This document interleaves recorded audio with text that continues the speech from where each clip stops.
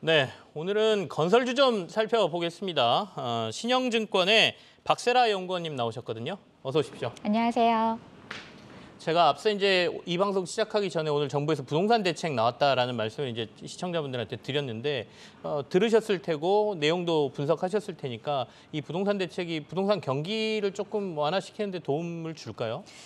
사실 예고되었던 내용 수준에서 나왔던 거였기 때문에 네네. 시장에 뭔가 활기를 불어일으켜면 획기적인 대책은 아니었다라고 생각이 들고요. 사실 지금 현재 이 상황에서 뭔가 부동산 수요를 전격적으로 규제 완화를 해주겠다라는 스탠스는 조금 기조에 안 맞을 수도 있다고는 보여집니다. 그래서 현재 시장에서의 어느 정도 이제 시그널을 주겠다라는 선으로 저는 판단이 되고, 무엇보다 부동산 자산 사이클이라는 게 정책 네. 변수로 뒤집기에는 조금 더 큰 실물 경제의 사이클이기 때문에 지금의 이 금리 인상 기조라든지 아니면 네네. 수급 밸런스가 무너진 지역에서의 문제라든지 이런 거를 감기에는 조금 역부족인 정책이지 않았나. 결론적으로 건설업종한테 미치는 영향은 조금 제한적이다라고 생각이 듭니다. 정부가 규제 몇 개 풀어가지고는 지금 이 시장이 활기를 띨 만한 상황은 아니다. 더 거시적인 부분들이 영향을 미치고 있다. 이런 말씀이시네요. 네. 어쨌든 간에 최근에 조금 불안감을 많이 갖고 계시는 분들은 뭐 레고랜드 사태라고 저희가 지금 얘기를 하니까요. 레고랜드 사태로 촉발된 PEF 부실과 관련돼서 이제 걱정들을 많이 하고 계시거든요.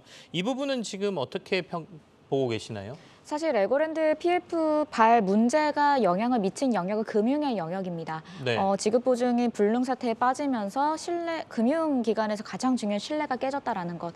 그것이 이제 여러 가지 흥국생명이라든지 여러 사태로 번지고 있는 게 지금 금융시장의 여파인데요. 사실 이게 부동산 PF와 관련된 문제와 봤을 때 시작점이 조금 다릅니다.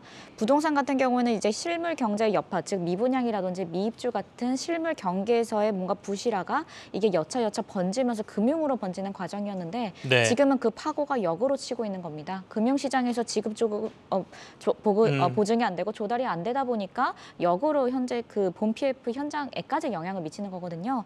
그래서 현재 레고랜드발 PF 부실화가 금융시장의 경색에 영향을 주고 있는데, 사실은 실물 경제에서 일으킬 만한 PF 부실화 문제는 지금 현재 진행 중이다라는 것. 아직 그렇게 크게 터진 건 없다. 네, 근데 아무래도 앞으로 네. 발생할 가능성이 상당히 높기 때문에 사실 그 여파가 계속적으로 지속적으로 이 업종에 영향을 줄 것이라고 보고 있습니다.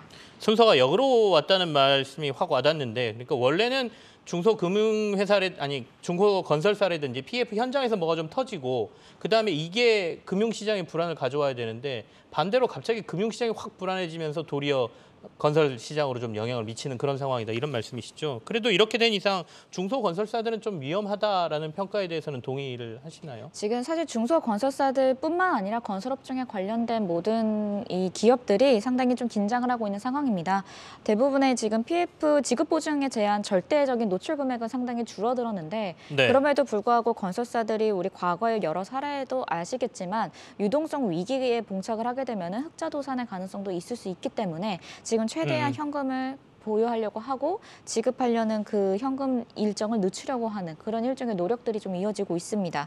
그래서 건설업종들 같은 경우에는 비단 부동산 PF발 문제도 있겠지만 자금 조달 시장이 빨리 회복이 되지 않는다면은 전반적으로 다 같이 좀 어려워지지 않을까라고 좀 걱정은 좀 되고 있습니다. 이거는 금융당국에서 대책을 좀 강하게 금융시장에다 쏟아줘야 된다. 우리가 흔히 금융위기가 왔을 때는 두 가지의 큰 원칙이 있다라고 얘기하지 않습니까? 그러니까 선제적으로 대응해야 된다. 그다음에 두 번째 과감하게 해야 된다. 그러니까 뭐 몇 조 조금 풀고 그다음에 몇 조 푸는 게 아니라 한꺼번에 확 풀어서 시장의 두려움을 확 없애줘야 된다. 이런 말씀으로 이해할 수가 있겠는데요. 금융시장 불안이 해소되지 않으면 자칫 흑자도산의 가능성도 있다. 이렇게 분석을 하고 계십니다. 자, 시장에서는 뭐 그런 건 모르겠고 빈살만이 오느냐 안 오느냐 뭐 이 얘기하고 그다음에 이제 네옴시티와 관련된 굉장한 기대감이 있습니다. 건설주와 관련돼서는 이 부분은 어떻게 평가를 하고 계시나요? 일단 네옴시티가 가능성이 있는 사업입니까? 여기에 또 부정적인 견해를 주시는 분들도 있거든요.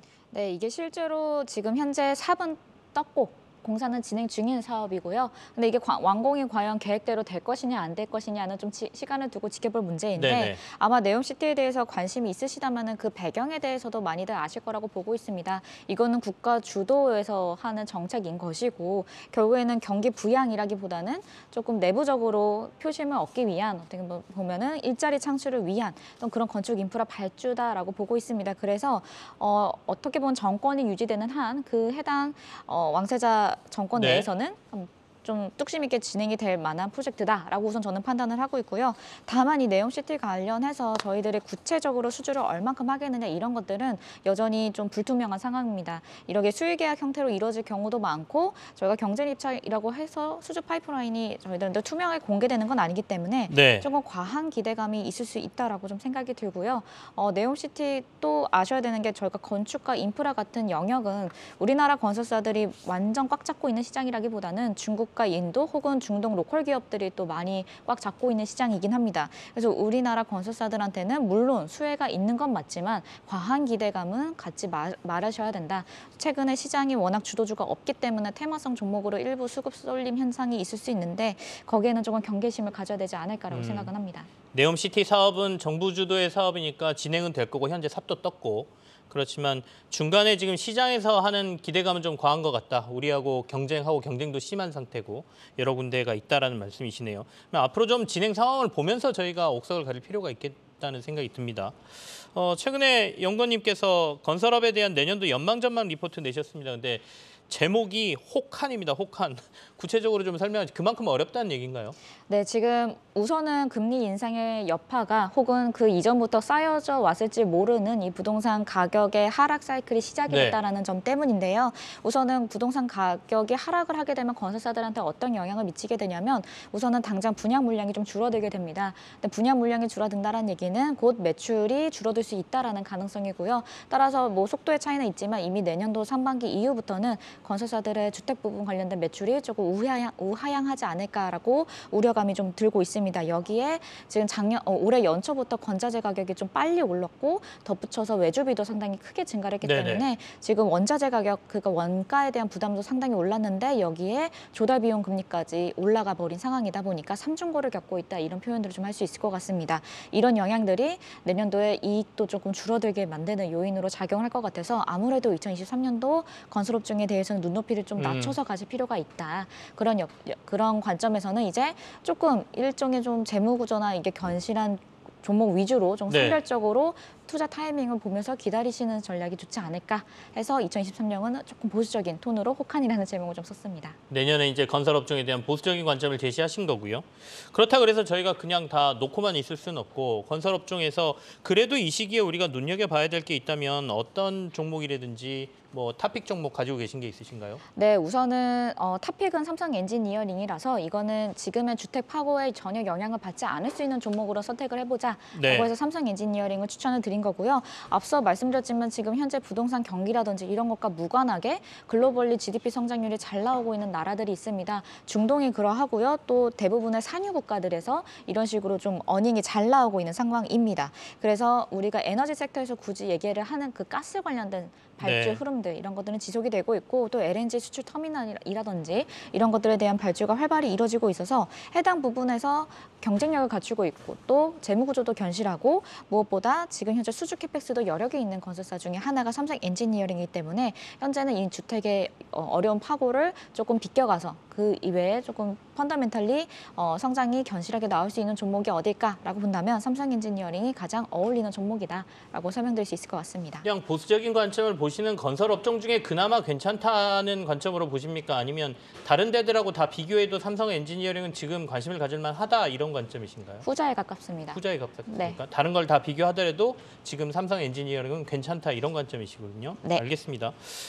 그러면 건설 중에서도 이제 건자재라든지 시멘트 이것도 저희가 같이 좀 보지 않습니까? 그런 업종은 어떻게 보시나요? 아무래도 건설업종 자체가 조금 부진한 흐름을 이어가게 되면은 건자재 종목들도 조금 부진한 흐름을 이어갈 수밖에 없는데 조금 다른 측면에서 기회가 올 수도 있다라는 거는 이미 올해 내내 원자재 가격이 크게 상승을 하면서 중간에 판가 상승을 못한 업종들 같은 경우에서는 지금 계속적으로 이익 부진이 이미 이루어져 있던 상황이었습니다. 네네. 네. 하지만 내년도에 원자재 가격이 조금이라도 하향 안정화가 된다면은 어느 정도 올린 판가와 원자재 가격 간의 스프레드 개선 효과가 발생을 하면서 내년도에는 이익이 개선될 수 있다라는 기대감을 좀 가지실 수 있을 것 같습니다. 그래서 그런 종목들 위주로 보시는 것이 가장 안정적인 좀 대안이 되지 않을까라고 생각이 듭니다. 알겠습니다.